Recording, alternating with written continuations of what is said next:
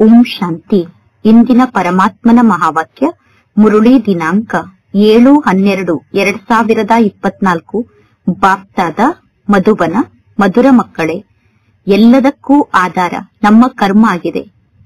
ಮಾಯೆಗೆ ವಶೀಭೂತ ಆಗಿ ಶಿಕ್ಷೆಯನ್ನು ಅನುಭವ ಮಾಡುವಂತಹ ಯಾವ ಉಲ್ಟಾ ಕರ್ಮವನ್ನು ನಾವೀಗ ಮಾಡಬಾರದು ಅನ್ನುವ ಮಾತಿನ ಬಗ್ಗೆ ನಮಗೆ ಸದಾ ಗಮನ ಇರಬೇಕು.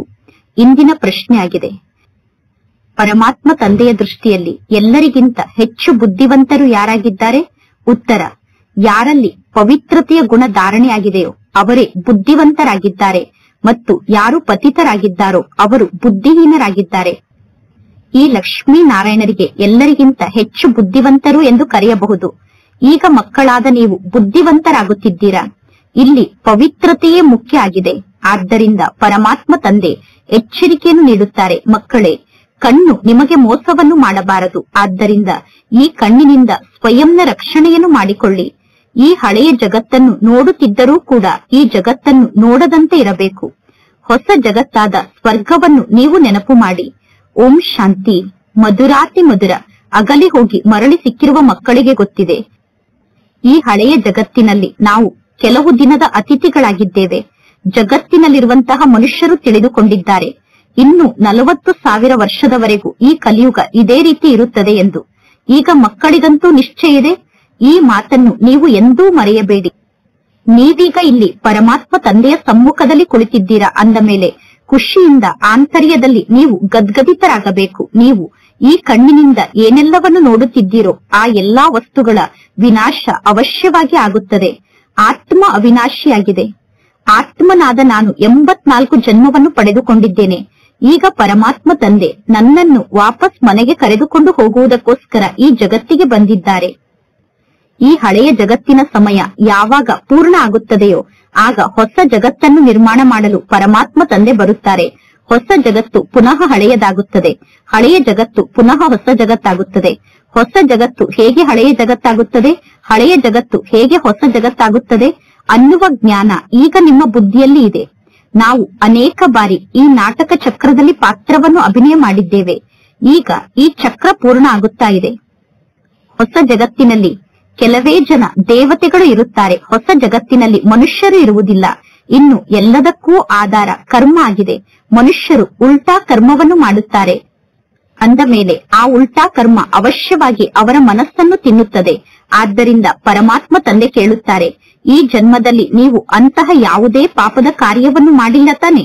ಈ ಕಲಿಯುಗಿ ಜಗತ್ತು ಪತಿತ ಜಗತ್ತಾಗಿದೆ. ಚೀಚಿ ರಾವಣನ ರಾಜ್ಯ ಆಗಿದೆ. ಇದು ಬಹಳಷ್ಟು ಅಂಧಕಾರದ ಜಗತ್ತಾಗಿದೆ. ಈಗ ಮಕ್ಕಳಾದ ನೀವು ತಂದೆಯ ಮೂಲಕ ಆಸ್ತಿಯನ್ನು ಪಡೆದುಕೊಳ್ಳುತ್ತಿದ್ದೀರಾ. ಈಗ ಪರಮಾತ್ಮ ತಂದೆ ಇಲ್ಲಿ ಮಕ್ಕಳಿಗೆ ಆಸ್ತಿಯನ್ನು ನೀಡುತ್ತಿದ್ದಾರೆ. ನೀವೀಗ ಇಲ್ಲಿ ಭಕ್ತಿಯನ್ನು ಮಾಡುವುದಿಲ್ಲ. ಭಕ್ತಿ ಮಾರ್ಗದಲ್ಲಿ ಅಂಧಕಾರದಲ್ಲಿ ನೀವೆಲ್ಲರೂ ಪೆಟ್ಟನ್ನು ತಿನ್ನುತ್ತಾ ಬಂದಿದ್ದೀರಾ. ಈಗ ಪರಮಾತ್ಮ ತಂದೆ ನಿಮಗೆ ಸಿಕ್ಕಿದ್ದಾರೆ. ಈಗ ಪರಮಾತ್ಮ ತಂದೆಯ ಕೈ ನಿಮಗೆ ಸಿಕ್ಕಿದೆ. ಅಂದರೆ ಈಗ ತಂದೆ ನಿಮ್ಮ ಕೈಯನ್ನು ಹಿಡಿದುಕೊಂಡಿದ್ದಾರೆ. ಪರಮಾತ್ಮ ತಂದೆಯ ಆಶ್ರಯ ಸಿಗದೇ ಇದ್ದಿದ್ದರೆ ನೀವು ವಿಷಯ ವೈತರಣಿ ನದಿಯಲ್ಲಿ ಮುಳುಗಿ ಪೆಟ್ಟನ್ನು ತಿನ್ನುತ್ತಿದ್ದೀರಿ. ಅರ್ಧ ಕಲ್ಪದವರೆಗೂ ಭಕ್ತಿ ಮಾರ್ಗ ಇರುತ್ತದೆ. ಜ್ಞಾನ ಪ್ರಾಪ್ತಿಯಾದ ನಂತರ ಹೊಸ ಜಗತ್ತಾದ ಸತ್ಯುಗಕ್ಕೆ ನೀವು ಹೋಗುತ್ತೀರಾ. ಈಗ ಇದು ಪುರುಷೋತ್ತಮ ಸಂಗಮ ಯುಗ ಆಗಿದೆ. ನೀವೀಗ ಈ ಪತಿತ ಚೀಚಿ ಜಗತ್ತಿನಿಂದ ಸುಂದರ ಹೂ ಆಗುತ್ತಿದ್ದೀರಾ. ಅಂದರೆ ಮುಳ್ಳಿನಿಂದ ಹೂ ಆಗುತ್ತಿದ್ದೀರಾ. ಈ ಮಾತನ್ನು ನಿಮಗೆ ಯಾರು ತಿಳಿಸುತ್ತಾರೆ? ಬೇಹದ್ದಿನ ತಂದೆ ನಮಗೆ ಈ ಜ್ಞಾನದ ಮಾತನ್ನು ತಿಳಿಸುತ್ತಾರೆ. ಲೌಕಿಕ ತಂದೆಗೆ ಬೇಹದ್ದಿನ ತಂದೆ ಎಂದು ಕರೆಯುವುದಿಲ್ಲ. ನೀವು ಬ್ರಹ್ಮ ಮತ್ತು ವಿಷ್ಣುವಿನ ಕರ್ತವ್ಯದ ಬಗ್ಗೆ ಅರ್ಥ ಮಾಡಿಕೊಂಡಿದ್ದೀರಾ. ಅಂದ ಮೇಲೆ ಈಗ ನಿಮಗೆ ಬಹಳಷ್ಟು ಶುದ್ಧ ನಶೆ ಇರಬೇಕು. ಮೂಲವತನ, ಸೂಕ್ಷ್ಮವತನ, ಸ್ಥೂಲವತನ, ಈ ಎಲ್ಲಾ ವತನದ ಬಗ್ಗೆ ಸಂಗಮ ಯುಗದಲ್ಲಿ ನಿಮಗೆ ಜ್ಞಾನ ಪ್ರಾಪ್ತಿಯಾಗುತ್ತದೆ. ಮೂಲವತನ, ಸೂಕ್ಷ್ಮವತನ, ಸ್ಥೂಲವತನ, ಈ ಎಲ್ಲಾ ವತನಗಳು ಈ ಸಂಗಮ ಯುಗದಲ್ಲೇ ಇರುತ್ತದೆ. ಪರಮಾತ್ಮ ತಂದೆ ಕುಳಿತು ಈಗ ಮಕ್ಕಳಿಗೆ ಈ ಎಲ್ಲಾ ಮಾತಿನ ಜ್ಞಾನವನ್ನು ತಿಳಿಸುತ್ತಾರೆ. ಹಳೆಯ ಜಗತ್ತು ಮತ್ತು ಹೊಸ ಜಗತ್ತಿನ ಸಂಗಮ ಯುಗ ಇದಾಗಿದೆ. ಎಲ್ಲರೂ ಕೂಗಿ ಕರೆಯುತ್ತಾರೆ. ಪತಿತರನ್ನು ಪಾವನರನ್ನಾಗಿ ಮಾಡುವುದಕ್ಕೋಸ್ಕರ ಪರಮಾತ್ಮ ತಂದೆ ನೀವು ಬನ್ನಿ ಎಂದು. ಪರಮಾತ್ಮ ತಂದೆಯ ಪಾತ್ರ ಸಂಗಮ ಯುಗದಲ್ಲೇ ನಡೆಯುತ್ತದೆ. ಪರಮಾತ್ಮ ತಂದೆ ಈ ನಾಟಕದ ರಚಯಿತ ಆಗಿದ್ದಾರೆ. ಪರಮಾತ್ಮ ತಂದೆ ಈ ನಾಟಕದ ನಿರ್ದೇಶಕ ಆಗಿದ್ದಾರೆ. ಅಂದ ಮೇಲೆ ಅವಶ್ಯವಾಗಿ ಪರಮಾತ್ಮ ತಂದೆ ಕೂಡ ಯಾವುದೋ ಕರ್ತವ್ಯವನ್ನು ಈ ನಾಟಕದಲ್ಲಿ ಅಭಿನಯ ಮಾಡಲೇಬೇಕು ತಾನೆ? ಎಲ್ಲರಿಗೂ ಗೊತ್ತಿದೆ, ಪರಮಾತ್ಮ ತಂದೆಗೆ ಮನುಷ್ಯ ಎಂದು ಕರೆಯುವುದಿಲ್ಲ, ಏಕೆಂದರೆ ಪರಮಾತ್ಮ ತಂದೆಗೆ ತಮ್ಮದೇ ಆದ ಶರೀರ ಇಲ್ಲ. ಇನ್ನು ಉಳಿದಂತಹ ಎಲ್ಲಾ ಮನುಷ್ಯರಿಗೂ ಮನುಷ್ಯರು ಅಥವಾ ದೇವತೆಗಳು ಎಂದು ಕರೆಯಲಾಗುತ್ತದೆ. ಪರಮಾತ್ಮ ಶಿವ ತಂದೆಗೆ ದೇವತೆ ಎಂದು ಕರೆಯಲು ಸಾಧ್ಯ ಇಲ್ಲ. ಪರಮಾತ್ಮ ಶಿವ ತಂದೆಗೆ ಮನುಷ್ಯ ಎಂದು ಕರೆಯಲು ಸಾಧ್ಯ ಇಲ್ಲ. ಪರಮಾತ್ಮ ತಂದೆ ಸ್ವಲ್ಪ ಸಮಯಕ್ಕೋಸ್ಕರ ಈ ಬ್ರಹ್ಮನ ಶರೀರವನ್ನು ಲೋನಾಗಿ ತೆಗೆದುಕೊಂಡಿದ್ದಾರೆ. ಗರ್ಭದ ಮೂಲಕ ಪರಮಾತ್ಮ ತಂದೆ ಎಂದೂ ಜನ್ಮವನ್ನು ಪಡೆದುಕೊಳ್ಳುವುದಿಲ್ಲ. ಪರಮಾತ್ಮ ತಂದೆ ಸ್ವಯಂ ತಿಳಿಸುತ್ತಾರೆ, ಮಕ್ಕಳೇ, ಶರೀರ ಇಲ್ಲದೆ ನಾನು ನಿಮಗೆ ಹೇಗೆ ರಾಜಯೋಗವನ್ನು ಕಲಿಸಲು ಸಾಧ್ಯ? ಮನುಷ್ಯರು ಬಲೆ ಪರಮಾತ್ಮ ತಂದೆ ಕಲ್ಲು ಮಣ್ಣಿನಲ್ಲಿ ಇದ್ದಾರೆ ಎಂದು ಹೇಳುತ್ತಾರೆ. ಆದರೆ ಈಗ ಮಕ್ಕಳಾದ ನಿಮಗೆ ಗೊತ್ತಿದೆ, ತಂದೆಯಾದ ನಾನು ಈ ಸೃಷ್ಟಿಗೆ ಹೇಗೆ ಬರುತ್ತೇನೆ ಎಂದು. ನೀವೀಗ ಇಲ್ಲಿ ರಾಜಯೋಗವನ್ನು ಕಲಿಯುತ್ತಿದ್ದೀರಾ. ಬೇರೆ ಯಾವ ಮನುಷ್ಯರು ರಾಜಯೋಗವನ್ನು ಕಲಿಸಲು ಸಾಧ್ಯ ಇಲ್ಲ. ದೇವತೆಗಳು ಕೂಡ ರಾಜಯೋಗವನ್ನು ಕಲಿಸಲು ಸಾಧ್ಯ ಇಲ್ಲ. ಈ ಪುರುಷೋತ್ತಮ ಸಂಗಮ ಯುಗದಲ್ಲಿ ನೀವು ರಾಜಯೋಗವನ್ನು ಕಲಿತು ನೀವು ದೇವತೆ ಆಗುತ್ತೀರಾ. ಈಗ ಮಕ್ಕಳಿಗೆ ಅಪಾರ ಖುಷಿ ಇರಬೇಕು. ನಾವು 84 ಜನ್ಮದ ಚಕ್ರವನ್ನು ಪೂರ್ಣ ಮಾಡಿದ್ದೇವೆ. ಪರಮಾತ್ಮ ತಂದೆ ಕಲ್ಪ ಕಲ್ಪದಲ್ಲೂ ಬರುತ್ತಾರೆ. ಪರಮಾತ್ಮ ತಂದೆ ಸ್ವಯಂ ತಿಳಿಸುತ್ತಾರೆ, ಈ ಬ್ರಹ್ಮ ತಂದೆಯ ಅನೇಕ ಜನ್ಮದ ಅಂತಿಮ ಜನ್ಮ ಈ ಜನ್ಮ ಆಗಿದೆ. ಶ್ರೀಕೃಷ್ಣನಿಗೆ ಸತ್ಯುಗದ ರಾಜಕುಮಾರ ಎಂದು ಕರೆಯಲಾಗುತ್ತದೆ. ಶ್ರೀಕೃಷ್ಣ ಸತ್ಯುಗದ ರಾಜಕುಮಾರ ಆಗಿದ್ದರು. ಅವರೇ ಪುನಃ 84 ಜನ್ಮದ ಚಕ್ರದಲ್ಲಿ ಬರುತ್ತಾರೆ. ಶಿವ ತಂದೆ ಎಂದು 84 ಜನ್ಮದ ಚಕ್ರದಲ್ಲಿ ಬರುವುದಿಲ್ಲ. ಶ್ರೀಕೃಷ್ಣನ ಆತ್ಮ ಸುಂದರ ಇದ್ದಿದ್ದು ಪುನಃ ಶ್ಯಾಮ ಆಗುತ್ತದೆ. ಈ ಮಾತಿನ ಬಗ್ಗೆ ಜಗತ್ತಿನಲ್ಲಿ ಯಾರಿಗೂ ಗೊತ್ತಿಲ್ಲ. ನೀವೀಗ ನಂಬರ್ ವಾರಾಗಿ ಈ ಎಲ್ಲಾ ಜ್ಞಾನದ ಮಾತನ್ನು ಅರ್ಥ ಮಾಡಿಕೊಳ್ಳುತ್ತೀರಾ. ಮಾಯೆ ಬಹಳಷ್ಟು ತೀಕ್ಷ್ಣವಾಗಿದೆ. ಮಾಯೆ ಯಾರನ್ನೂ ಬಿಡುವುದಿಲ್ಲ. ಪರಮಾತ್ಮ ತಂದೆಗೆ ಎಲ್ಲಾ ಮಾತಿನ ಬಗ್ಗೆ ಗೊತ್ತಾಗುತ್ತದೆ. ಮಾಯೆ ಅನ್ನುವಂತಹ ಮೊಸಳೆ ಮಕ್ಕಳನ್ನು ಸಂಪೂರ್ಣ ನುಂಗಿ ಬಿಡುತ್ತದೆ. ಪರಮಾತ್ಮ ತಂದೆಗೆ ಮಕ್ಕಳ ಬಗ್ಗೆ ಚೆನ್ನಾಗಿ ಗೊತ್ತಿದೆ. ಎಂದೂ ಈ ರೀತಿ ತಿಳಿದುಕೊಳ್ಳಬೇಡಿ, ಪರಮಾತ್ಮ ತಂದೆ ಅಂತರ್ಯಾಮಿಯಾಗಿದ್ದಾರೆ ಎಂದು. ಪರಮಾತ್ಮ ತಂದೆ ಅಂತರ್ಯಾಮಿಯಾಗಿರುವ ಕಾರಣ ಎಲ್ಲರ ಆಂತರ್ಯವನ್ನು ಅರ್ಥ ಮಾಡಿಕೊಳ್ಳುತ್ತಾರೆ ಎಂದು ತಿಳಿದುಕೊಳ್ಳಬೇಡಿ. ಪರಮಾತ್ಮ ತಂದೆಗೆ ಎಲ್ಲರ ವರ್ತನೆಯ ಬಗ್ಗೆ ಗೊತ್ತಾಗುತ್ತದೆ, ಏಕೆಂದರೆ ತಂದೆಯ ಬಳಿ ಮಕ್ಕಳ ಸಮಾಚಾರ ಅಂತೂ ಬರುತ್ತದೆ ತಾನೆ. ಮಾಯೆ ಮಕ್ಕಳನ್ನು ಕಚ್ಚಾ ಇರುವಾಗಲೇ ನುಂಗಿ ಹೊಟ್ಟೆಯಲ್ಲಿ ಹಾಕಿಕೊಂಡು ಬಿಡುತ್ತದೆ. ಇಂತಹ ಅನೇಕ ಮಾತಿನ ಬಗ್ಗೆ ಮಕ್ಕಳಾದ ನಿಮಗೆ ಗೊತ್ತೇ ಆಗುವುದಿಲ್ಲ. ಮಾಯೆ ನಿಮ್ಮನ್ನು ನುಂಗಿದೆ ಅನ್ನುವುದೂ ಕೂಡ ಮಕ್ಕಳಾದ ನಿಮಗೆ ಗೊತ್ತೇ ಆಗುವುದಿಲ್ಲ. ಪರಮಾತ್ಮ ತಂದೆಗೆ ಎಲ್ಲಾ ಮಾತಿನ ಬಗ್ಗೆ ಗೊತ್ತಾಗುತ್ತದೆ. ಮನುಷ್ಯರು ಪುನಃ ಪರಮಾತ್ಮ ಅಂತರ್ಯಾಮಿಯಾಗಿದ್ದಾರೆ ಎಂದು ಹೇಳುತ್ತಾರೆ. ಪರಮಾತ್ಮ ತಂದೆ ತಿಳಿಸುತ್ತಾರೆ, ನಾನು ಅಂತರ್ಯಾಮಿಯಲ್ಲ. ಪ್ರತಿಯೊಬ್ಬರ ನಡತೆಯ ಮೂಲಕ ಮಕ್ಕಳು ಹೇಗಿದ್ದಾರೆ ಎಂದು ತಂದೆಗೆ ಗೊತ್ತಾಗುತ್ತದೆ. ಅನೇಕ ಮಕ್ಕಳ ನಡತೆ ಚೀಚಿ ಕೊಳಕು ನಡತೆಯಾಗಿದೆ. ಅನೇಕರು ಚೀಚಿ ಕೊಳಕು ನಡತೆ ಉಳ್ಳವರಾಗುತ್ತಾರೆ. ಆದ್ದರಿಂದ ಪರಮಾತ್ಮ ತಂದೆ ಗಳಿಗೆ ಗಳಿಗೆಗೂ ಮಕ್ಕಳಿಗೆ ಎಚ್ಚರಿಕೆಯನ್ನು ನೀಡುತ್ತಾರೆ. ಮಾಯೆಯಿಂದ ಸ್ವಯಂನ ರಕ್ಷಣೆಯನ್ನು ಮಾಡಿಕೊಳ್ಳಿ. ಬಲೆ ಪರಮಾತ್ಮ ತಂದೆ ಮಾಯೆಯಿಂದ ರಕ್ಷಣೆಯನ್ನು ಮಾಡಿಕೊಳ್ಳಿ ಎಂದು ತಿಳಿಸಿದರೂ ಕೂಡ ಪುನಃ ಮಕ್ಕಳ ಬುದ್ಧಿಯಲ್ಲಿ ಜ್ಞಾನ ಧಾರಣೆ ಆಗುವುದಿಲ್ಲ. ಕಾಮ ವಿಕಾರ ಮಹಾಶತ್ರು ಆಗಿದೆ. ನಾನು ಕಾಮ ವಿಕಾರಕ್ಕೆ ವಶ ಆಗಿದ್ದೇನೆ ಅನ್ನುವುದು ಮಕ್ಕಳಿಗೆ ಗೊತ್ತೇ ಆಗುವುದಿಲ್ಲ. ಈ ರೀತಿ ಕೂಡ ಆಗುತ್ತದೆ. ಆದ್ದರಿಂದ ಪರಮಾತ್ಮ ತಂದೆ ತಿಳಿಸುತ್ತಾರೆ, ಎಂದು ನಿಮ್ಮ ಮೂಲಕ ಏನಾದರೂ ತಪ್ಪಾದರೆ ತಕ್ಷಣ ತಂದೆಗೆ ಸತ್ಯ ಮನಸ್ಸಿನಿಂದ ಎಲ್ಲಾ ಮಾತನ್ನು ತಿಳಿಸಿಬಿಡಿ. ಯಾವ ಮಾತನ್ನು ತಂದೆಯಿಂದ ಮುಚ್ಚಿಡಬೇಡಿ. ನಿಮ್ಮ ಮೂಲಕ ಏನೇ ತಪ್ಪಾದರೂ ಸ್ಪಷ್ಟವಾಗಿ ತಂದೆಗೆ ಎಲ್ಲಾ ಮಾತನ್ನು ತಿಳಿಸಿ. ಯಾವ ಮಾತನ್ನು ಗುಪ್ತವಾಗಿ ಇಟ್ಟುಕೊಳ್ಳಬೇಡಿ. ಇಲ್ಲದಿದ್ದರೆ 100 ಪಟ್ಟು ಪಾಪ ಜಾಸ್ತಿ ಆಗುತ್ತದೆ. ಆ ಪಾಪ ಆಂತರ್ಯದಲ್ಲೇ ನಿಮ್ಮ ಮನಸ್ಸನ್ನು ತಿನ್ನುತ್ತಿರುತ್ತದೆ ಮತ್ತು ಪಾಪ ವೃದ್ಧಿಯಾಗುತ್ತಾ ಹೋಗುತ್ತದೆ. ಮಕ್ಕಳು ಸಂಪೂರ್ಣ ಕೆಳಗಡೆ ಬಿದ್ದು ಬಿಡುತ್ತಾರೆ. ಮಕ್ಕಳಾದ ನೀವು ಪರಮಾತ್ಮ ತಂದೆಯ ಜೊತೆಗೆ ಸಂಪೂರ್ಣ ಸತ್ಯವಂತರಾಗಿರಬೇಕು. ತಂದೆಯ ಜೊತೆಗೆ ಸತ್ಯವಂತರಾಗಿ ಇರದೇ ಇದ್ದರೆ ನಿಮಗೆ ಬಹಳಷ್ಟು ನಷ್ಟ ಆಗುತ್ತದೆ. ಈ ಜಗತ್ತು ರಾವಣನ ಜಗತ್ತಾಗಿದೆ. ಈ ರಾವಣನ ಜಗತ್ತನ್ನು ನಾವೇಕೆ ನೆನಪು ಮಾಡಬೇಕು? ನಾವೀಗ ಹೊಸ ಜಗತ್ತಿಗೆ ಹೋಗಬೇಕು. ಲೌಕಿಕದಲ್ಲಿ ತಂದೆ ಹೊಸ ಮನೆಯನ್ನು ನಿರ್ಮಾಣ ಮಾಡಿದಾಗ ಮಕ್ಕಳು ತಿಳಿದುಕೊಳ್ಳುತ್ತಾರೆ, ನಮಗೋಸ್ಕರ ನಮ್ಮ ತಂದೆ ಹೊಸ ಮನೆಯನ್ನು ಕಟ್ಟುತ್ತಿದ್ದಾರೆ ಎಂದು. ಆಗ ಮಕ್ಕಳಿಗೆ ಖುಷಿಯಂತೂ ಇರುತ್ತದೆ ತಾನೆ. ಅದೇ ರೀತಿ ಇದು ಬೇಹದ್ದಿನ ಮಾತಾಗಿದೆ. ನಮಗೋಸ್ಕರ ಹೊಸ ಜಗತ್ತಾದ ಸ್ವರ್ಗದ ನಿರ್ಮಾಣ ಆಗುತ್ತಿದೆ. ಈಗ ನಾವು ಹೊಸ ಜಗತ್ತಿಗೆ ಹೋಗುವಂತವರಾಗಿದ್ದೇವೆ. ಆದ್ದರಿಂದ ಎಷ್ಟು ಜಾಸ್ತಿ ಸಮಯ ಪರಮಾತ್ಮ ತಂದೆಯನ್ನು ನೆನಪು ಮಾಡುತ್ತೇವೋ ಅಷ್ಟು ನಾವು ಸುಂದರ ಹೂವಾಗುತ್ತೇವೆ. ನಾವೀಗ ವಿಕಾರಕ್ಕೆ ವಶ ಆಗಬಾರದು. ಇಷ್ಟು ದಿನ ನಾವು ವಿಕಾರಕ್ಕೆ ವಶ ಆಗಿ ಮುಳ್ಳಾಗಿದ್ದೆವು. ಈಗ ಮಕ್ಕಳಿಗೆ ಗೊತ್ತಿದೆ, ಯಾರು ಕ್ಲಾಸಿಗೆ ಬರುತ್ತಿಲ್ಲವೋ ಅವರು ಅವಶ್ಯವಾಗಿ ಮಾಯೆಗೆ ವಶ ಆಗಿದ್ದಾರೆ ಎಂದು, ಯಾರು ಪರಮಾತ್ಮ ತಂದೆಯ ಬಳಿ ಬರುತ್ತಿಲ್ಲವೋ ಅವರು ಅವಶ್ಯವಾಗಿ ಮಾಯೆಗೆ ವಶ ಆಗಿದ್ದಾರೆ ಎಂದು ನಿಮಗೆ ಗೊತ್ತಿದೆ.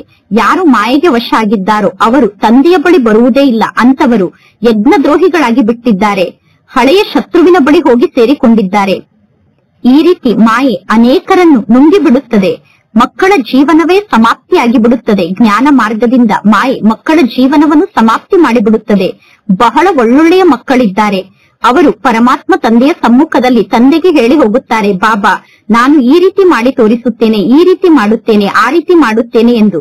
ನಾನು ಯಜ್ಞಕ್ಕೋಸ್ಕರ ಪ್ರಾಣವನ್ನು ನೀಡಲು ತಯಾರಾಗಿದ್ದೇನೆ ಎಂದು ಹೇಳುತ್ತಾರೆ. ಅಂತಹ ಮಕ್ಕಳು ಕೂಡ ಇಂದು ಜ್ಞಾನ ಮಾರ್ಗದಲ್ಲಿ ಇಲ್ಲ. ಈಗ ಮಾಯೆಯ ಜೊತೆಗೆ ನಿಮ್ಮ ಯುದ್ಧ ನಡೆಯುತ್ತಿದೆ. ಜಗತ್ತಿನಲ್ಲಿ ಯಾರಿಗೂ ಕೂಡ ಮಾಯೆ ಜೊತೆಗೆ ಹೇಗೆ ಯುದ್ಧ ನಡೆಯುತ್ತದೆ ಅನ್ನುವುದು ಗೊತ್ತಿಲ್ಲ. ಶಾಸ್ತ್ರದಲ್ಲಿ ದೇವತೆಗಳು ಮತ್ತು ಅಸುರರು ಯುದ್ಧವನ್ನು ಮಾಡಿದರು ಎಂದು ತೋರಿಸುತ್ತಾರೆ. ಪುನಃ ಕೌರವರು ಮತ್ತು ಪಾಂಡವರ ಯುದ್ಧ ನಡೆಯಿತು ಎಂದು ಹೇಳುತ್ತಾರೆ. ನೀವೀಗ ಯಾರನ್ನಾದರೂ ಕೇಳಿ, ಈ ಎರಡು ಮಾತು ಶಾಸ್ತ್ರದಲ್ಲಿ ಎಲ್ಲಿಂದ ಬಂತು? ದೇವತೆಗಳು ಅಹಿಂಸಕರಾಗಿರುತ್ತಾರೆ, ದೇವತೆಗಳು ಸತ್ಯಯುಗದಲ್ಲಿ ನಿವಾಸವನ್ನು ಮಾಡುತ್ತಾರೆ. ಅಂದ ಮೇಲೆ ಯುದ್ಧವನ್ನು ಮಾಡಲು ದೇವತೆಗಳು ಕಲಿಯುಗಕ್ಕೆ ಬರುತ್ತಾರೇನು? ಕೌರವರು ಯಾರಾಗಿದ್ದಾರೆ, ಪಾಂಡವರು ಯಾರಾಗಿದ್ದಾರೆ ಅನ್ನುವ ಮಾತಿನ ಅರ್ಥ ಕೂಡ ಜನರಿಗೆ ಗೊತ್ತಿಲ್ಲ. ಶಾಸ್ತ್ರದಲ್ಲಿ ಏನೆಲ್ಲವನ್ನು ಬರೆದಿದ್ದಾರೋ ಅದನ್ನೇ ಓದಿ ಜನ ಅನ್ಯರಿಗೆ ತಿಳಿಸುತ್ತಿರುತ್ತಾರೆ. ಪರಮಾತ್ಮ ತಂದೆ ತಿಳಿಸುತ್ತಾರೆ, ಈ ಬ್ರಹ್ಮ ತಂದೆ ಸಂಪೂರ್ಣ ಭಗವದ್ಗೀತೆಯನ್ನು ಓದಿದ್ದಾರೆ. ಈಗ ಬ್ರಹ್ಮ ತಂದೆಗೆ ಜ್ಞಾನ ಪ್ರಾಪ್ತಿಯಾಗಿದೆ. ಅಂದ ಮೇಲೆ ಬ್ರಹ್ಮ ತಂದೆಯ ಮನಸ್ಸಿನಲ್ಲಿ ಜ್ಞಾನ ಸಿಕ್ಕ ನಂತರ ವಿಚಾರ ನಡೆಯಿತು. ಆ ಗೀತೆಯಲ್ಲಿ ಯುದ್ಧದ ಮಾತನ್ನು ಏಕೆ ಬರೆದರು ಎಂದು, ಶ್ರೀಕೃಷ್ಣ ಗೀತೆಯ ಭಗವಂತ ಅಲ್ಲ ಎಂದು ಬ್ರಹ್ಮ ತಂದೆಯ ಮನಸ್ಸಿನಲ್ಲಿ ವಿಚಾರ ನಡೆಯಿತು. ಏಕೆಂದರೆ ಬ್ರಹ್ಮ ತಂದೆಯ ತನುವಿನ ಒಳಗಡೆ ಶಿವ ತಂದೆ ಕುಳಿತಿದ್ದರು ತಾನೆ. ಅಂದ ಮೇಲೆ ಪರಮಾತ್ಮ ತಂದೆ ಬ್ರಹ್ಮನ ತನುವಿನಲ್ಲಿ ಕುಳಿತು ಭಗವದ್ಗೀತೆಯನ್ನು ಓದುವುದರಿಂದ ಬ್ರಹ್ಮ ತಂದೆಯನ್ನು ಮುಕ್ತ ಮಾಡಿದರು. ಈಗ ಪರಮಾತ್ಮ ತಂದೆಯ ಮೂಲಕ ನಿಮಗೆ ಎಷ್ಟೊಂದು ಪ್ರಕಾಶ ಪ್ರಾಪ್ತಿಯಾಗಿದೆ. ಆತ್ಮಕ್ಕೆ ಪ್ರಕಾಶ ಪ್ರಾಪ್ತಿಯಾಗುತ್ತದೆ. ಆದ್ದರಿಂದ ಪರಮಾತ್ಮ ತಂದೆ ತಿಳಿಸುತ್ತಾರೆ, ಸ್ವಯಂ ಅನ್ನು ಆತ್ಮ ಎಂದು ತಿಳಿದುಕೊಳ್ಳಿ ಮತ್ತು ಬೇಹದ್ದಿನ ತಂದೆಯನ್ನು ನೆನಪು ಮಾಡಿ. ಭಕ್ತಿ ಮಾರ್ಗದಲ್ಲೂ ಕೂಡ ನೀವು ಪರಮಾತ್ಮ ತಂದೆಯನ್ನು ನೆನಪು ಮಾಡುತ್ತಿದ್ದೀರಿ. ಭಕ್ತಿ ಮಾರ್ಗದಲ್ಲಿ ಪರಮಾತ್ಮ ತಂದೆಗೆ ನೀವೆಲ್ಲರೂ ಹೇಳುತ್ತಾ ಬಂದಿದ್ದೀರಾ, ಪರಮಾತ್ಮ ತಂದೆ ನೀವು ಬಂದರೆ ನಾವು ನಿಮಗೆ ಬಲಿಹಾರಿ ಆಗುತ್ತೇವೆ ಎಂದು. ಆದರೆ ಪರಮಾತ್ಮ ತಂದೆ ಹೇಗೆ ಬರುತ್ತಾರೆ, ನಾವು ಪರಮಾತ್ಮ ತಂದೆಗೆ ಹೇಗೆ ಬಲಿಹಾರಿ ಆಗುತ್ತೇವೆ ಅನ್ನುವುದು ಯಾರಿಗೂ ಗೊತ್ತಿರಲಿಲ್ಲ. ಈಗ ಮಕ್ಕಳಾದ ನೀವು ತಿಳಿದುಕೊಂಡಿದ್ದೀರಾ ಹೇಗೆ ಪರಮಾತ್ಮ ತಂದೆ ಇದ್ದಾರೋ ಅದೇ ರೀತಿ ಆತ್ಮರಾದ ನಾವು ಕೂಡ ಸದಾ ಕಾಲಕ್ಕೂ ಈ ಸೃಷ್ಟಿಯಲ್ಲಿ ಇದ್ದೇವೆ. ಪರಮಾತ್ಮ ತಂದೆಯ ಜನ್ಮ ಅಲೌಕಿಕ ಜನ್ಮ ಆಗಿದೆ. ಮಕ್ಕಳಾದ ನಿಮಗೆ ತಂದೆ ಎಷ್ಟು ಚೆನ್ನಾಗಿ ಶಿಕ್ಷಣವನ್ನು ಕಲಿಸುತ್ತಿದ್ದಾರೆ ನೋಡಿ. ನೀವು ಸ್ವಯಂ ಹೇಳುತ್ತೀರಾ, ಪರಮಾತ್ಮ ತಂದೆ ನಮ್ಮ ಅದೇ ತಂದೆ ಆಗಿದ್ದಾರೆ. ಕಲ್ಪ ಕಲ್ಪದಲ್ಲೂ ಪರಮಾತ್ಮ ತಂದೆ ನಮಗೆ ತಂದೆ ಆಗುತ್ತಾರೆ. ನಾವೆಲ್ಲರೂ ಪರಮಾತ್ಮ ತಂದೆಗೆ ಬಾಬಾ ಬಾಬಾ ಎಂದು ಕರೆಯುತ್ತೇವೆ. ಪರಮಾತ್ಮ ತಂದೆ ಪುನಃ ಮಕ್ಕಳಿಗೆ ಮಕ್ಕಳೇ ಮಕ್ಕಳೇ ಎಂದು ಹೇಳುತ್ತಾರೆ. ಪರಮಾತ್ಮ ತಂದೆ ಟೀಚರ್ನ ರೂಪದಲ್ಲಿ ರಾಜಯೋಗವನ್ನು ಕಲಿಸುತ್ತಾರೆ. ಪರಮಾತ್ಮ ತಂದೆ ನಿಮ್ಮನ್ನು ವಿಶ್ವಕ್ಕೆ ಮಾಲೀಕರನ್ನಾಗಿ ಮಾಡುತ್ತಾರೆ. ಅಂದ ಮೇಲೆ ಇಂತಹ ಪರಮಾತ್ಮ ತಂದೆಗೆ ಮಕ್ಕಳಾಗಿ ಪುನಃ ಟೀಚರ್ನ ಮೂಲಕ ಶಿಕ್ಷಣವನ್ನು ಕಲಿಯಬೇಕು. ಇಂತಹ ಪರಮಾತ್ಮ ತಂದೆಗೆ ಮಕ್ಕಳಾಗಿ ಪುನಃ ಟೀಚರ್ನ ರೂಪದಲ್ಲಿರುವ ಪರಮಾತ್ಮ ತಂದೆಯ ಮೂಲಕ ಶಿಕ್ಷಣವನ್ನು ಪ್ರಾಪ್ತಿ ಮಾಡಿಕೊಳ್ಳಬೇಕು. ಜ್ಞಾನವನ್ನು ಕೇಳಿ ಕೇಳಿ ಖುಷಿಯಿಂದ ಗದ್ಗದಿತರಾಗಬೇಕು. ಒಂದು ವೇಳೆ ನೀವು ಚೀಚಿ ಕೊಳಕಾಗಿ ಬಿಟ್ಟರೆ ನಿಮಗೆ ಆ ಖುಷಿ ಇರುವುದಿಲ್ಲ. ಬಲೆ ಯಾರು ಚೀಚಿ ಕೊಳಕಾಗಿದ್ದಾರೋ ಅವರ ಸಮ್ಮುಖದಲ್ಲಿ ನೀವು ಜ್ಞಾನದ ಮಾತಿನ ಬಗ್ಗೆ ಎಷ್ಟೇ ತಲೆಯನ್ನು ಚಚ್ಚಿಕೊಂಡರೂ ಕೂಡ ಅವರು ನಮ್ಮ ಜಾತಿಯ ಸೋದರರೇ ಅಲ್ಲ. ಈಗ ಮನುಷ್ಯರಿಗೆ ಎಷ್ಟೊಂದು ಸರ್ನೇಮ್ ಇದೆ. ಈ ಕಲಿಯುಗದಲ್ಲಿ ಮನುಷ್ಯರಿಗೆ ಎಷ್ಟೊಂದು ಸರ್ನೇಮ್ ಇರುತ್ತದೆ. ಅದೆಲ್ಲವೂ ಹದ್ದಿನ ಮಾತಾಗಿದೆ. ನಿಮ್ಮ ಸರ್ನೇಮ್ ನೋಡಿ ಎಷ್ಟು ದೊಡ್ಡದಾಗಿದೆ. ಗ್ರೇಟ್ ಗ್ರೇಟ್ ಗ್ರ್ಯಾಂಡ್ ಫಾದರ್ ಎಂದು ಬ್ರಹ್ಮ ತಂದೆಗೆ ಕರೆಯಲಾಗುತ್ತದೆ. ಈ ಬ್ರಹ್ಮ ತಂದೆಯ ಬಗ್ಗೆ ಜಗತ್ತಿನಲ್ಲಿ ಯಾರಿಗೂ ಗೊತ್ತಿಲ್ಲ. ಶಿವ ತಂದೆ ಸರ್ವವ್ಯಾಪಿ ಆಗಿದ್ದಾರೆ ಎಂದು ಜಗತ್ತಿನ ಜನ ಹೇಳುತ್ತಾರೆ. ಬ್ರಹ್ಮ ತಂದೆಯ ಬಗ್ಗೆ ಯಾರಿಗೂ ಗೊತ್ತಿಲ್ಲ. ಬ್ರಹ್ಮ ವಿಷ್ಣು ಶಂಕರರ ಚಿತ್ರ ಕೂಡ ಇದೆ. ಪುನಃ ಬ್ರಹ್ಮ ತಂದೆಯನ್ನು ಸೂಕ್ಷ್ಮ ವತನಕ್ಕೆ ಕರೆದುಕೊಂಡು ಹೋಗಿದ್ದಾರೆ. ಬ್ರಹ್ಮ ತಂದೆಯ ಜೀವನದ ಕಥೆಯ ಬಗ್ಗೆ ಯಾರಿಗೂ ಗೊತ್ತಿಲ್ಲ. ಸೂಕ್ಷ್ಮ ವತನದಲ್ಲಿ ಪುನಃ ಬ್ರಹ್ಮ ಎಲ್ಲಿಂದ ಬಂದರು? ಸೂಕ್ಷ್ಮ ವತನದಲ್ಲಿ ಬ್ರಹ್ಮ ತಂದೆ ಮಕ್ಕಳನ್ನು ಹೇಗೆ ದತ್ತು ತೆಗೆದುಕೊಳ್ಳಲು ಸಾಧ್ಯ? ಪರಮಾತ್ಮ ತಂದೆ ತಿಳಿಸಿದ್ದಾರೆ, ಈ ಬ್ರಹ್ಮನ ಶರೀರ ನನ್ನ ರಥ ಆಗಿದೆ. ಈ ಬ್ರಹ್ಮ ತಂದೆಯ ಅನೇಕ ಜನ್ಮದ ಅಂತಿಮ ಜನ್ಮದಲ್ಲಿ ನಾನು ಇವರ ತನುವಿನಲ್ಲಿ ಪ್ರವೇಶವನ್ನು ಮಾಡಿದ್ದೇನೆ. ಈ ಪುರುಷೋತ್ತಮ ಸಂಗಮ ಯುಗದಲ್ಲಿ ಗೀತೆ ಎಪಿಸೋಡ್ ನಡೆಯುತ್ತಿದೆ. ಇದು ಪುರುಷೋತ್ತಮ ಸಂಗಮ ಯುಗ ಆಗಿದೆ. ಗೀತೆ ಎಪಿಸೋಡ್ ನಡೆಯುವ ಸಮಯ ಆಗಿದೆ. ಇಲ್ಲಿ ಪವಿತ್ರತೆಯೇ ಮುಖ್ಯ ಆಗಿದೆ. ಪತಿತರಿಂದ ಪಾವನ ಆಗುವುದು ಹೇಗೆ? ನಾವೀಗ ಹೇಗೆ ಪತಿತರಿಂದ ಪಾವನ ಆಗಬೇಕು ಅನ್ನುವ ಮಾತಿನ ಬಗ್ಗೆ ಯಾರಿಗೂ ಗೊತ್ತಿಲ್ಲ. ದೇಹ ಸಹಿತ ದೇಹದ ಎಲ್ಲಾ ಸಂಬಂಧವನ್ನು ಮರೆತು ತಂದೆಯಾದ ನನ್ನೊಬ್ಬನನ್ನೇ ನೆನಪು ಮಾಡಿದಾಗ ಮಾಯೆ ನಿಮ್ಮ ಮೂಲಕ ಎಷ್ಟೆಲ್ಲಾ ಪಾಪಕರ್ಮವನ್ನು ಮಾಡಿಸಿದೆಯೋ ಆ ಪಾಪಕರ್ಮ ಭಸ್ಮ ಆಗುತ್ತದೆ ಎಂದು ಸಾಧು ಸಂತರು ಎಂದೂ ಹೇಳಲು ಸಾಧ್ಯ ಇಲ್ಲ. ಏಕೆಂದರೆ ಸಾಧು ಸಂತರಿಗೆ ಪರಮಾತ್ಮ ತಂದೆಯ ಬಗ್ಗೆ ಗೊತ್ತಿಲ್ಲ. ಗೀತೆಯಲ್ಲಿ ಪರಮಾತ್ಮ ತಂದೆ ತಿಳಿಸಿದ್ದಾರೆ, ನಾನು ಈ ಸೃಷ್ಟಿಗೆ ಬಂದು ಸಾಧು ಸಂತರು ಮುಂತಾದವರ ಉದ್ಧಾರವನ್ನು ಮಾಡುತ್ತೇನೆ. ಪರಮಾತ್ಮ ತಂದೆ ತಿಳಿಸುತ್ತಾರೆ, ಸೃಷ್ಟಿಯ ಆದಿಯಿಂದ ಹಿಡಿದು ಇಲ್ಲಿಯವರೆಗೂ ಎಷ್ಟೆಲ್ಲಾ ಆತ್ಮರು ಈ ಸೃಷ್ಟಿಯಲ್ಲಿ ಪಾತ್ರವನ್ನು ಅಭಿನಯ ಮಾಡುತ್ತಿದ್ದಾರೋ ಇದು ಎಲ್ಲಾ ಆತ್ಮರ ಅಂತಿಮ ಜನ್ಮ ಆಗಿದೆ. ಇದು ಈ ಬ್ರಹ್ಮ ತಂದೆಯ ಅಂತಿಮ ಜನ್ಮ ಆಗಿದೆ. ಈ ಅಂತಿಮ ಜನ್ಮದಲ್ಲಿ ಇವರು ಪುನಃ ಬ್ರಹ್ಮ ಆಗಿದ್ದಾರೆ. ಈ ಬ್ರಹ್ಮ ತಂದೆ ಬಾಲ್ಯದಲ್ಲಿ ಹಳ್ಳಿಯ ಹುಡುಗ ಆಗಿದ್ದರು. ಈ ಬ್ರಹ್ಮ ತಂದೆ 84 ಜನ್ಮವನ್ನು ಪಡೆದುಕೊಂಡಿದ್ದಾರೆ. ಆದಿಯಿಂದ ಅಂತ್ಯದವರೆಗೂ ಈ ಬ್ರಹ್ಮ ತಂದೆ ಪಾತ್ರವನ್ನು ಅಭಿನಯ ಮಾಡುತ್ತಾರೆ. ಈಗ ಮಕ್ಕಳ ಬುದ್ಧಿಯ ಬೀಗ ತೆರೆದಿದೆ. ಈಗ ನೀವು ಬುದ್ಧಿವಂತರಾಗಿದ್ದೀರಾ. ಮೊದಲು ನೀವು ಬುದ್ಧಿಹೀನರಾಗಿದ್ದೀರಿ. ಈ ಲಕ್ಷ್ಮೀ ನಾರಾಯಣರು ಬುದ್ಧಿವಂತರಾಗಿದ್ದಾರೆ. ಬುದ್ಧಿಹೀನರು ಎಂದು ಪತಿತರಿಗೆ ಕರೆಯಲಾಗುತ್ತದೆ. ಮುಖ್ಯ ಮಾತೆ ಪವಿತ್ರತೆ ಆಗಿದೆ. ಮಾಯೆ ನಮ್ಮನ್ನು ಕೆಳಗಡೆ ಬೀಳಿಸಿದೆ ಎಂದು ನೀವು ಬರೆಯುತ್ತೀರಾ? ಮಕ್ಕಳು ಪರಮಾತ್ಮ ತಂದೆಗೆ ಪತ್ರದಲ್ಲಿ ಬರೆಯುತ್ತಾರೆ, ಬಾಬಾ ಮಾಯೆ ನಮ್ಮನ್ನು ಕೆಳಗಡೆ ಬೀಳಿಸಿ ಬಿಟ್ಟಿದೆ ಎಂದು. ನನ್ನ ದೃಷ್ಟಿ ಅಪವಿತ್ರ ದೃಷ್ಟಿಯಾಗಿದೆ ಎಂದು ಮಕ್ಕಳು ತಂದೆಗೆ ಪತ್ರವನ್ನು ಬರೆಯುತ್ತಾರೆ. ಪರಮಾತ್ಮ ತಂದೆ ಗಳಿಗೆ ಗಳಿಗೆಗೂ ಮಕ್ಕಳಿಗೆ ಎಚ್ಚರಿಕೆಯನ್ನು ನೀಡುತ್ತಿರುತ್ತಾರೆ. ಮಕ್ಕಳೇ, ಎಂದೂ ಕೂಡ ಮಾಯೆಗೆ ಸೋಲಬಾರದು. ನೀವೀಗ ವಾಪಸ್ ಮನೆಗೆ ಹೋಗಬೇಕು. ಸ್ವಯಂ ಅನ್ನು ಆತ್ಮ ಎಂದು ತಿಳಿದುಕೊಂಡು ಪರಮಾತ್ಮ ತಂದೆಯನ್ನು ನೆನಪು ಮಾಡಿ. ಈ ಹಳೆಯ ಜಗತ್ತು ಸಮಾಪ್ತಿ ಆಯಿತು ಅಂದರೆ ಆಗೇ ಬಿಟ್ಟಿತು. ನೀವೀಗ ಪಾವನ ಆಗುತ್ತೀರಾ. ನಾವು ಪಾವನ ಆಗುತ್ತೇವೆ ಅಂದ ಮೇಲೆ ನಮಗೋಸ್ಕರ ಪಾವನ ಜಗತ್ತು ಅವಶ್ಯವಾಗಿ ಬೇಕು. ಮಕ್ಕಳಾದ ನೀವೇ ಈಗ ಪತಿತರಿಂದ ಪಾವನ ಆಗಬೇಕು. ಪರಮಾತ್ಮ ತಂದೆಯಂತೂ ಮಕ್ಕಳ ಜೊತೆಗೆ ಯೋಗವನ್ನು ಜೋಡಣೆ ಮಾಡುವುದಿಲ್ಲ. ಪರಮಾತ್ಮ ತಂದೆ ಯೋಗವನ್ನು ಜೋಡಣೆ ಮಾಡಲು ಪರಮಾತ್ಮ ತಂದೆ ಪತಿತ ಆಗುವುದಿಲ್ಲ.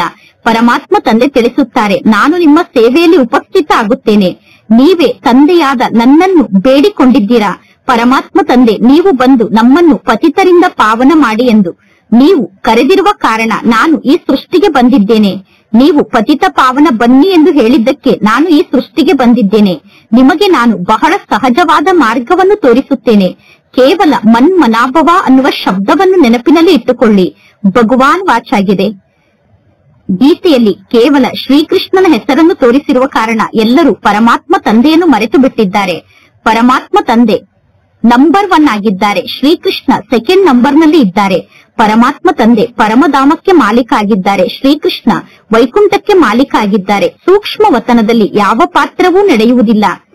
ಎಲ್ಲರಿಗಿಂತ ಈ ಸಾಕಾರ ಜಗತ್ತಿನಲ್ಲಿ ನಂಬರ್ 1 ಅಂದರೆ ಶ್ರೀಕೃಷ್ಣ ಆಗಿದ್ದಾರೆ. ನಂಬರ್ 1 ಆದಂತಹ ಶ್ರೀಕೃಷ್ಣನನ್ನು ಎಲ್ಲರೂ ಪ್ರೀತಿ ಮಾಡುತ್ತಾರೆ. ಉಳಿದ ಎಲ್ಲಾ ಆತ್ಮರು ನಂತರ ನಿಧಾನವಾಗಿ ಹಿಂದೆ ಬರುತ್ತಾರೆ. ಶ್ರೀಕೃಷ್ಣ ಮೊದಲನೇ ನಂಬರ್ನಲ್ಲಿ ಬಂದರೆ ಉಳಿದ ಆತ್ಮರು ಕೃಷ್ಣನ ಹಿಂದೆ ಬರುತ್ತಾರೆ. ಎಲ್ಲರೂ ಸ್ವರ್ಗಕ್ಕೆ ಹೋಗಲು ಸಾಧ್ಯ ಇಲ್ಲ. ಅಂದ ಮೇಲೆ ಮಧುರಾತಿ ಮಧುರ ಮಕ್ಕಳಾದ ನಿಮಗೆ ಎಷ್ಟೊಂದು ಆಂತರ್ಯದಲ್ಲಿ ಖುಷಿ ಇರಬೇಕು. ಈಗ ನಿಮಗೆ ಆಂತರ್ಯದಲ್ಲಿ ಅಪಾರ ಖುಷಿ ಇರಬೇಕು. ಕೆಲವು ಮಕ್ಕಳು ಪರಮಾತ್ಮ ತಂದೆಯ ಸಮ್ಮುಖಕ್ಕೆ ಬರುತ್ತಾರೆ. ಆ ಮಕ್ಕಳು ಎಂದೂ ಕೂಡ ಪವಿತ್ರರಾಗಿ ಇರುವುದಿಲ್ಲ. ಪವಿತ್ರರಾಗಿ ಇರದೇ ಇರುವಂತಹ ಕೆಲವು ಅಪವಿತ್ರ ಮಕ್ಕಳು ಕೂಡ ಪರಮಾತ್ಮ ತಂದೆಯ ಸಮ್ಮುಖಕ್ಕೆ ಬರುತ್ತಾರೆ. ಅಂತಹ ಮಕ್ಕಳಿಗೆ ಪರಮಾತ್ಮ ತಂದೆ ತಿಳಿಸುತ್ತಾರೆ, ನೀವು ವಿಕಾರಕ್ಕೆ ವಶ ಆಗುತ್ತೀರಾ. ವಿಕಾರಕ್ಕೆ ವಶ ಆದಂತಹ ನೀವು ಪರಮಾತ್ಮ ತಂದೆಯ ಬಳಿ ಏಕೆ ಬರುತ್ತೀರಾ ಎಂದು ಮಕ್ಕಳು ಹೇಳುತ್ತಾರೆ, ಬಾಬಾ ನಾನು ಏನನ್ನು ಮಾಡಲಿ, ನಿಮ್ಮ ಸಮ್ಮುಖಕ್ಕೆ ಬರದೆ ನನಗೆ ಇರಲು ಸಾಧ್ಯ ಆಗುವುದಿಲ್ಲ.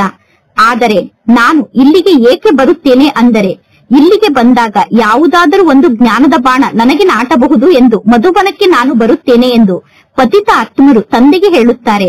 ನಿಮ್ಮನ್ನು ಬಿಟ್ಟು ಬೇರೆ ಯಾರು ನನಗೆ ಸದ್ಗತಿಯನ್ನು ನೀಡಲು ಸಾಧ್ಯ? ನೀವು ಸದ್ಗತಿಯನ್ನು ನೀಡುವ ಕಾರಣ ನಾನು ನಿಮ್ಮ ಸಮ್ಮುಖಕ್ಕೆ ಬರುತ್ತೇನೆ ಎಂದು ಮಕ್ಕಳು ಹೇಳುತ್ತಾರೆ. ಆದ್ದರಿಂದ ನಾನು ನಿಮ್ಮ ಪವಿತ್ರ ಸಭೆಯಲ್ಲಿ ಬಂದು ಕುಳಿತುಕೊಳ್ಳುತ್ತೇನೆ ಎಂದು ಅಪವಿತ್ರ ಮಕ್ಕಳು ತಂದೆಗೆ ಹೇಳುತ್ತಾರೆ. ಮಾಯೆ ಎಷ್ಟೊಂದು ಶಕ್ತಿಶಾಲಿಯಾಗಿದೆ. ಮಕ್ಕಳಿಗೆ ನಿಶ್ಚಯ ಕೂಡ ಇದೆ. ಪರಮಾತ್ಮ ತಂದೆ ನಮ್ಮನ್ನು ಪತಿತರಿಂದ ಪಾವನರನ್ನಾಗಿ ಮಾಡಿ ಸುಂದರ ಹೂವನ್ನಾಗಿ ಮಾಡುತ್ತಾರೆ ಎಂದು ಮಕ್ಕಳು ತಂದೆಗೆ ಹೇಳುತ್ತಾರೆ. ಬಾಬಾ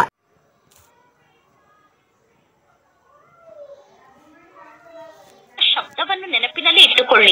ಭಗವಾನ್ ವಾಚಾಗಿದೆ. ಗೀತೆಯಲ್ಲಿ ಕೇವಲ ಶ್ರೀಕೃಷ್ಣನ ಹೆಸರನ್ನು ತೋರಿಸಿರುವ ಕಾರಣ ಎಲ್ಲರೂ ಪರಮಾತ್ಮ ತಂದೆಯನ್ನು ಮರೆತು ಬಿಟ್ಟಿದ್ದಾರೆ. ಪರಮಾತ್ಮ ತಂದೆ ನಂಬರ್ 1 ಆಗಿದ್ದಾರೆ, ಶ್ರೀಕೃಷ್ಣ ಸೆಕೆಂಡ್ ನಂಬರ್ ನಲ್ಲಿ ಇದ್ದಾರೆ. ಪರಮಾತ್ಮ ತಂದೆ ಪರಮಧಾಮಕ್ಕೆ ಮಾಲೀಕ ಆಗಿದ್ದಾರೆ, ಶ್ರೀಕೃಷ್ಣ ವೈಕುಂಠಕ್ಕೆ ಮಾಲೀಕ ಆಗಿದ್ದಾರೆ. ಸೂಕ್ಷ್ಮ ವತನದಲ್ಲಿ ಯಾವ ಪಾತ್ರವೂ ನಡೆಯುವುದಿಲ್ಲ. ಎಲ್ಲರಿಗಿಂತ ಈ ಸಾಕಾರ ಜಗತ್ತಿನಲ್ಲಿ ನಂಬರ್ 1 ಅಂದರೆ ಶ್ರೀಕೃಷ್ಣ ಆಗಿದ್ದಾರೆ. ನಂಬರ್ 1 ಆದಂತಹ ಶ್ರೀಕೃಷ್ಣನನ್ನು ಎಲ್ಲರೂ ಪ್ರೀತಿ ಮಾಡುತ್ತಾರೆ. ಉಳಿದ ಎಲ್ಲಾ ಆತ್ಮರು ನಂತರ ನಿಧಾನವಾಗಿ ಹಿಂದೆ ಬರುತ್ತಾರೆ. ಶ್ರೀಕೃಷ್ಣ ಮೊದಲನೇ ನಂಬರ್ ನಲ್ಲಿ ಬಂದರೆ ಉಳಿದ ಆತ್ಮರು ಕೃಷ್ಣನ ಹಿಂದೆ ಬರುತ್ತಾರೆ. ಎಲ್ಲರೂ ಸ್ವರ್ಗಕ್ಕೆ ಹೋಗಲು ಸಾಧ್ಯ ಇಲ್ಲ. ಅಂದ ಮೇಲೆ ಮಧುರಾತಿ ಮಧುರ ಮಕ್ಕಳಾದ ನಿಮಗೆ ಎಷ್ಟೊಂದು ಆಂತರ್ಯದಲ್ಲಿ ಖುಷಿ ಇರಬೇಕು. ಈಗ ನಿಮಗೆ ಆಂತರ್ಯದಲ್ಲಿ ಅಪಾರ ಖುಷಿ ಇರಬೇಕು. ಕೆಲವು ಮಕ್ಕಳು ಪರಮಾತ್ಮ ತಂದೆಯ ಸಮ್ಮುಖಕ್ಕೆ ಬರುತ್ತಾರೆ. ಆ ಮಕ್ಕಳು ಎಂದೂ ಕೂಡ ಪವಿತ್ರರಾಗಿ ಇರುವುದಿಲ್ಲ. ಪವಿತ್ರರಾಗಿ ಇರದೇ ಇರುವಂತಹ ಕೆಲವು ಅಪವಿತ್ರ ಮಕ್ಕಳು ಕೂಡ ಪರಮಾತ್ಮ ತಂದೆಯ ಸಮ್ಮುಖಕ್ಕೆ ಬರುತ್ತಾರೆ.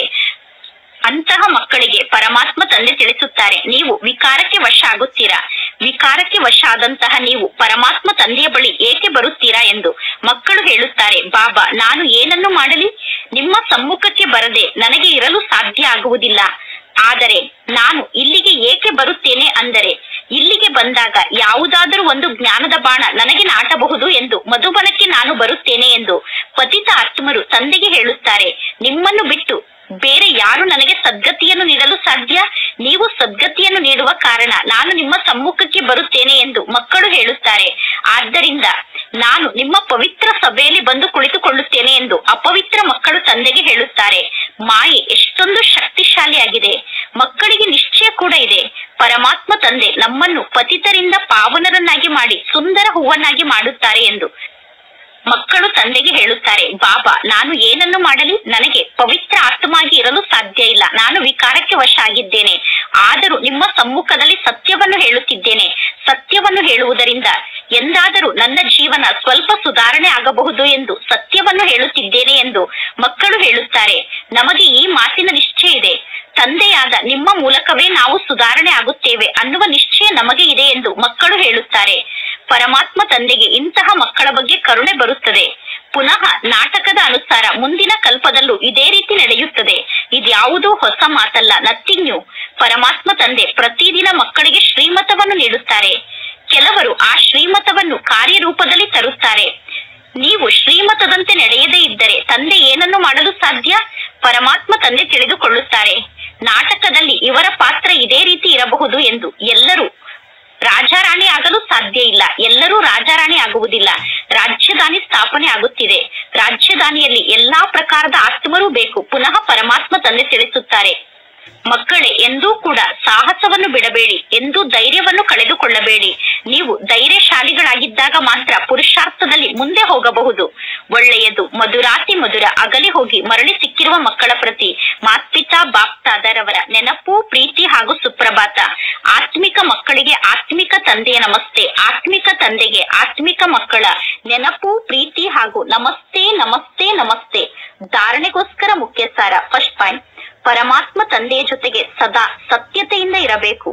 ಎಂದಾದರೂ ನಮ್ಮಿಂದ ಯಾವುದಾದರೂ ತಪ್ಪಾದರೆ ತಂದೆಯ ಸಮ್ಮುಖದಲ್ಲಿ ಆ ತಪ್ಪನ್ನು ಮುಚ್ಚಿಡಬಾರದು. ಎಂದೂ ದೃಷ್ಟಿ ಅಪವಿತ್ರ ಆಗಬಾರದು. ಆ ರೀತಿ ಸ್ವಯಂನ ರಕ್ಷಣೆಯನ್ನು ಮಾಡಿಕೊಳ್ಳಬೇಕು. ಸೆಕೆಂಡ್ ಪಾಯಿಂಟ್, ಸದಾ ಶುದ್ಧ ನಶೆ ಇರಬೇಕು. ಬೇಹದ್ದಿನ ತಂದೆ ಪತಿತ ಚೀಚಿ ಕೊಳಕು ಆತ್ಮರಾಗಿರುವ ನಮ್ಮನ್ನು ಸುಂದರವಾದ ಹೂವನ್ನಾಗಿ ಮಾಡುತ್ತಿದ್ದಾರೆ, ಅಂದರೆ ಮುಳ್ಳಿನಿಂದ ಹೂವನ್ನಾಗಿ ಮಾಡುತ್ತಿದ್ದಾರೆ. ಈಗ ನಮಗೆ ಪರಮಾತ್ಮ ತಂದೆಯ ಕೈ ಸಿಕ್ಕಿದೆ, ಅಂದರೆ ಈಗ ತಂದೆ ನಮ್ಮ ಕೈಯನ್ನು ಹಿಡಿದುಕೊಂಡಿದ್ದಾರೆ. ಪರಮಾತ್ಮ ತಂದೆಯ ಆಶ್ರಯವನ್ನು ಪಡೆದುಕೊಂಡಿರುವ ನಾವು ಈ ವಿಶ್ವದ ಸಾಗರವನ್ನು ಪಾರು ಮಾಡಿ ಮುಂದೆ ಹೋಗುತ್ತೇವೆ. ಇಂದಿನ ವರದಾನ ಆಗಿದೆ, ಶಕ್ತಿಶಾಲಿ ಬ್ರೇಕ್ ನ ಮೂಲಕ ಸೆಕೆಂಡ್ ನಲ್ಲಿ ನಕಾರಾತ್ಮಕವನ್ನು ಸಕಾರಾತ್ಮಕದಲ್ಲಿ ಪರಿವರ್ತನೆ ಮಾಡುವಂತಹ ಸ್ವಪರಿವರ್ತಕರಾಗಿ. ಯಾವಾಗ ನೆಗೆಟಿವ್ ಅಥವಾ ವ್ಯರ್ಥ ಸಂಕಲ್ಪ ಮನಸ್ಸಿನಲ್ಲಿ ನಡೆಯುತ್ತದೆಯೋ ಆ ನೆಗೆಟಿವ್ ಅಥವಾ ವ್ಯರ್ಥ ಸಂಕಲ್ಪದ ಸ್ಪೀಡ್ ಬಹಳಷ್ಟು ಜಾಸ್ತಿ ಇರುತ್ತದೆ. ತೀವ್ರ ಗತಿಯಲ್ಲಿ ನಡೆಯುತ್ತಿರುವಂತಹ ಆ ಸಂಕಲ್ಪಗಳಿಗೆ ನೀವು ಶಕ್ತಿಶಾಲಿ ಬ್ರೇಕ್ ಅನ್ನು ಹಾಕಿ ಆ ಸಂಕಲ್ಪವನ್ನು ಪರಿವರ್ತನೆ ಮಾಡಿಕೊಳ್ಳುವಂತಹ ಅಭ್ಯಾಸವನ್ನು ಮಾಡಬೇಕು. ಹೇಗೆ ಯಾರಾದರೂ ಪರ್ವತವನ್ನು ಹತ್ತುವಾಗ ಮೊದಲು ಬ್ರೇಕ್ ಅನ್ನು ಚೆಕ್ ಮಾಡುತ್ತಾರೆ, ಅದೇ ರೀತಿ ನೀವೀಗ ಶ್ರೇಷ್ಠ ಸ್ಥಿತಿಯನ್ನು ರೂಪಿಸಿಕೊಳ್ಳುವುದಕ್ಕೋಸ್ಕರ ಸಂಕಲ್ಪಕ್ಕೆ ಸೆಕೆಂಡ್ ನಲ್ಲಿ ಬ್ರೇಕ್ ಅನ್ನು ಹಾಕುವ ಅಭ್ಯಾಸವನ್ನು ವೃದ್ಧಿ ಮಾಡಿಕೊಳ್ಳಿ. ಯಾವಾಗ ನಿಮ್ಮ ಸಂಕಲ್ಪ ಅಥವಾ ನಿಮ್ಮ ಸಂಸ್ಕಾರವನ್ನು 1 ಸೆಕೆಂಡ್ ನಲ್ಲಿ ನಕಾರಾತ್ಮಕದಿಂದ ಸಕಾರಾತ್ಮಕದಲ್ಲಿ ಪರಿವರ್ತನೆ ಮಾಡಿಕೊಳ್ಳುತ್ತೀರೋ ಆಗ ನೀವು ಸ್ವ ಪರಿವರ್ತನೆಯ ಮೂಲಕ ವಿಶ್ವ ಪರಿವರ್ತನೆಯ ಕಾರ್ಯವನ್ನು ಸಂಪನ್ನ ಮಾಡುತ್ತೀರಾ. 1 ಸೆಕೆಂಡ್ ನಲ್ಲಿ ನಿಮ್ಮ ಸಂಕಲ್ಪ ಅಥವಾ ಸಂಸ್ಕಾರವನ್ನು ನಕಾರಾತ್ಮಕದಿಂದ ಸಕಾರಾತ್ಮಕದಲ್ಲಿ ಪರಿವರ್ತನೆ ಮಾಡಿಕೊಂಡಾಗ ಸ್ವ ಪರಿವರ್ತನೆಯಿಂದ ವಿಶ್ವ ಪರಿವರ್ತನೆಯ ಕಾರ್ಯ ಸಂಪನ್ನ ಆಗುತ್ತದೆ. ಇಂದಿನ ಶ್ಲೋಗನ್ ಆಗಿದೆ, ಸ್ವಯಂಗೋಸ್ಕರ ಮತ್ತು ಸರ್ವರಿಗೋಸ್ಕರ ಶ್ರೇಷ್ಠ ಪರಿವರ್ತನೆಯ ಶಕ್ತಿಯನ್ನು ಕಾರ್ಯದಲ್ಲಿ ತೊಡಗಿಸುವಂತವರೇ ಸತ್ಯ ಕರ್ಮಯೋಗಿಗಳಾಗಿದ್ದಾರೆ. ನಾವೆಲ್ಲರೂ ಕರ್ಮಯೋಗಿ ಆತ್ಮರಾಗಿದ್ದೇವೆ. ನಾವೀಗ ಸ್ವಯಂಗೋಸ್ಕರ ಮತ್ತು ಸರ್ವರಿಗೋಸ್ಕರ ಪರಿವರ್ತನೆಯ ಶಕ್ತಿಯನ್ನು ಉಪಯೋಗ ಮಾಡಿದಾಗ ಮಾತ್ರ ಸತ್ಯ ಕರ್ಮಯೋಗಿಗಳು ಎಂದು ಹೇಳಿಸಿಕೊಳ್ಳಲು ಸಾಧ್ಯ. ಒಳ್ಳೆಯದು. ಓಂ ಶಾಂತಿ.